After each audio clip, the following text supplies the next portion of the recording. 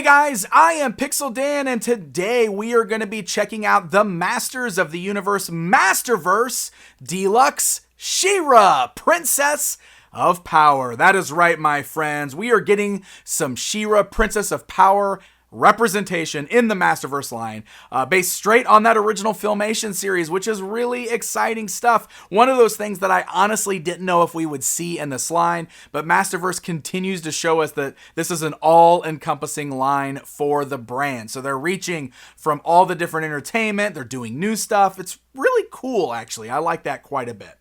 So as you can see, She-Ra comes in the larger style window box, and she is a deluxe figure, though it doesn't look like she comes with too many accessories that couldn't have fit in a normal box. I guess we'll see once we get this really opened up and take a look at her. But you can see she's got an alternate cape, an alternate head, hands, and then the shield, which of course is the sword turned into the shield. Sword to shield! You know the thing. You know the thing.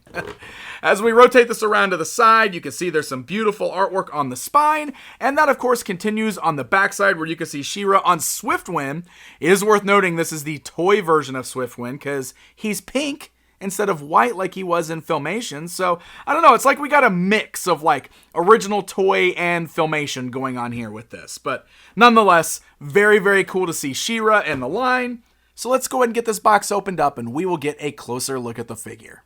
All right, let's go ahead and take a look at She-Ra outside of the packaging. Bringing in the tape measure here, you can see she stands almost the full 7 inches tall. At least her tiara goes all the way up to almost the 7 inches there. So this is a really nice looking She-Ra figure. Very similar to the Hordak that I already took a look at. Like, she's labeled with the Princess of Power sticker, and she's clearly inspired by the way the character looked in the Filmation series, but there's definitely some updates here where they kind of did their own thing with it, and I do appreciate that, because it does make her stand out just a little bit. Again, she's not labeled as like a new Eternia version, but with some of the updates that they did to her and some of the extra accessories that I'm going to show you, it almost feels like she could fit right in with that new Eternia theme of them sort of like doing their own designs that are inspired by some of the classic looks of the characters. But I do think that this makes her stand out from what we've seen in the past. So that's definitely a positive in my book personally. Overall, I think she's a really gorgeous figure. I think the face sculpt looks pretty good. She's got that kind of like open mouth, teeth showing look that a lot of the female figures in MOTU classics had. But I do really like the paint deco up here. The eyes look really pretty. The hair looks really nice too. You can see there's actually some good color variance in there. So the blonde hair looks nice. It actually looks a little darker than we typically see for She-Ra. It's not quite as bright blonde, but I do still think it looks really nice. One thing I will say about the hair is it's extremely rigid, and it is going to hinder the movement quite a bit. We're going to talk about that more when we get to the articulation. I will say that's pretty common for these 7-inch scale She-Ra figures.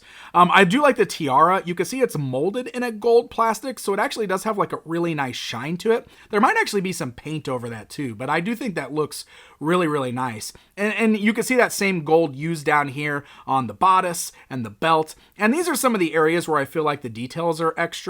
I love this kind of like lightning bolt look that is carved into the belt there. It's like sculpted in. You can see on the wrist bracers, there's a really nice detail that looks like the design that was on the vintage figures torso. I think that is a really, really cool touch. I don't know if that's coming across there very good, but I love that. She's also got these painted details on the boots on the front here, and I like that quite a bit. Plus, there's a nice gold paint deco there on the boots that matches the tiara and all the other gold bits on there. So, honestly, paint deco looks really, really nice on this one. I do like all the decoration on here. There's one thing, like the collar for the cape, the soft goods cape that she has, I do feel like that's a little thick, and that's probably just because it's a design thing, right? Like, if this were like a true size person, that the cape collar piece probably wouldn't be that thick. The only reason I'm bringing that up is it does make her look like she doesn't have a neck in some poses. Sometimes it's just kind of that illusion. It's actually worse with the other cape, and we'll get to that in just a bit. But yeah, this is a soft goods cape. It's fine for what it is. It's simple, but it is kind of a nice material that hangs well. So it is fine. No real complaints there as far as that goes. So why don't we go ahead and run down articulation on She-Ra here real quick, and then we will get to the other bits. So the head is ball jointed, and it is removable from that ball joint like the other figures in the line. But as I mentioned, the hair is pretty rigid in the back. That's going to hinder the articulation a bit. Now you can get it over her shoulders fine for looking left and right, but you know, the movement going this direction, obviously it's going to run into her back a little bit there. So you're really not going to get her to look up any higher than she is. Probably isn't that big of an issue, to be perfectly honest. I will say that this joint in the middle of the torso here feels loose enough that there's a lot of times where I feel like she's hunched kind of weird, and the combination of like that rigid hair and everything, it's a little weird sometimes, like just trying to straighten her body up and getting it straight the right way. So that's the only reason I really wanted to bring that up. Otherwise, I think it's totally fine. You got the shoulders that can go outwards, forwards, backwards, swivel at the bicep, double joints at the elbow there, which are actually pretty tight on that top portion there, but good range of motion. You do have swivels at the wrist and the hinge joints at the wrist there. I already showed you the articulation there. I think that, yes, we still have the swivel at the waist. That is underneath the skirt piece. So actually, you can see that whole skirt piece turns, which is really nice. So there's no break in the sculpt of the actual skirt there, and everything functions pretty well underneath. She does have the ball joints at the thighs. It is soft enough on the skirt that the legs do go outwards pretty nicely. You can still bring them forwards pretty well as well. You can swivel at the thighs. You got the double joints at the knees. Again, nice tight joints there, which I do appreciate. And then the ankles can move up and down as well as rock side to side. So all in all, exactly what we've come to expect for the Masterverse line, and everything feels nice and solid on this figure. So I think the articulation works out really well. You should be able to get some fun poses out of this particular character. So, lots of accessories here since this is a deluxe figure. First of all, I do want to point out that you can see right now she's got the two gripping hands on. She does come with an interchangeable closed fist for the left and an open palm for the right. So if you do want to swap those out, you can easily just pop the hands right out of socket. You can plug the new one in its place. That way, look, you got a closed fist for She-Ra to do some punching. You got an open hand if that's something that you want there. So very easy to swap these out. And they do attach really tightly, which is good, so they don't feel loose or anything like that. And I think the first thing to mention, of course, is that she does come with the Sword of Protection, which has got a really nice design to it. It definitely does feel like it's got a bit of a Filmation influence just by the shape of it and everything there. You can see it's got the stone in the middle. One thing that I want to point out with this, and I'm hoping, here, I'm going to move her out of the way so we can get a good focus on the sword, because I want to make sure that this is clear. The paint around the stone is pretty sloppy on both sides. It looks like what's going on here is that the whole sword is likely molded in this almost transparent blue plastic. And then they painted it silver, because you can see how the silver paint kind of comes up onto the gem on both sides. It's just a little sloppy, and I bet, like, you can actually see some of the blue shining through here. I'm a little worried about it chipping off on the handle over time from putting it in her hand. I think it's possible that we might run into some issues. If you could probably strip some paint off of this, and it would just be a full blue sword. So it's interesting that that's the way they decided to do it. I do appreciate that they gave us like a nice semi-translucent gem there in the middle, but the paint is a bit sloppy, so that's unfortunate. I will say that she holds onto it nicely in her gripping hands there, so you should be able to get her posed for some nice sword-wielding poses. Of course, much like we've seen with He-Man, she doesn't really pivot her wrist left to right, which means she can't do the proper sword aloft pose. Also, because of the hair, it's hard for her to look up anyway. But otherwise, she does hold onto the sword pretty nicely. We also have a shield, which of course is also the sword, sword to shield. I guess if you want to display her with both, you can. Technically, it's like the sword turned into the shield. Same thing with this. You can tell, but just by the way the light shining through, that this is molded in this translucent blue plastic, and then they painted the silver over it. You can actually kind of see the blue on the back. Honestly, it looks really cool because of that. It gives it sort of like this really neat reflective look. The stone in the middle looks fantastic on this. Actually, it looks better than the sword. It's much more transparent. So this is nice because, again, this will just fit over the character's wrist. She actually holds it really nicely with that open hand. It's a good solid fit. So, you can display her how you want. If you want her to be with a sword and the shield, you could do that. Nobody's stopping you. It's your toy shelf. It's cool that she comes with this. I think that's an awesome addition.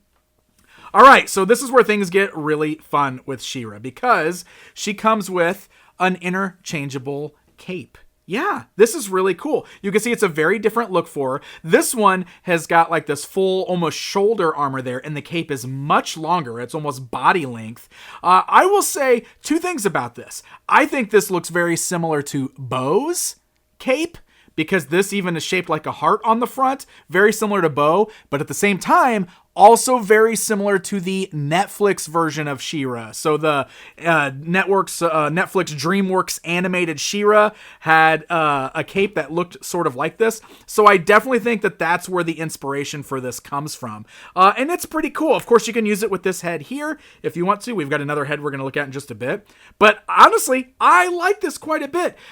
It does kind of do the no neck thing again, like I talked about before. But otherwise, I think this is a very cool, unique look for this particular version of She-Ra. The longer cape is pretty cool. It's just neat getting something additional, another way to display her. And then speaking of that, we've got this new alternate head, which has got a full face mask. Now, this is definitely inspired by the vintage toy, where on the vintage toy, instead of a tiara like this is definitely the Filmation style tiara, and the most common look for She-Ra, but the vintage toys tiara had a feature where it would look like a mask over her face. And so they took that idea and they definitely worked out this whole design here, but this looks really neat. It's cool because it's different. It's something we've not really had for She-Ra before. So we can remove this head here, which, holy cow, that's a really tight joint.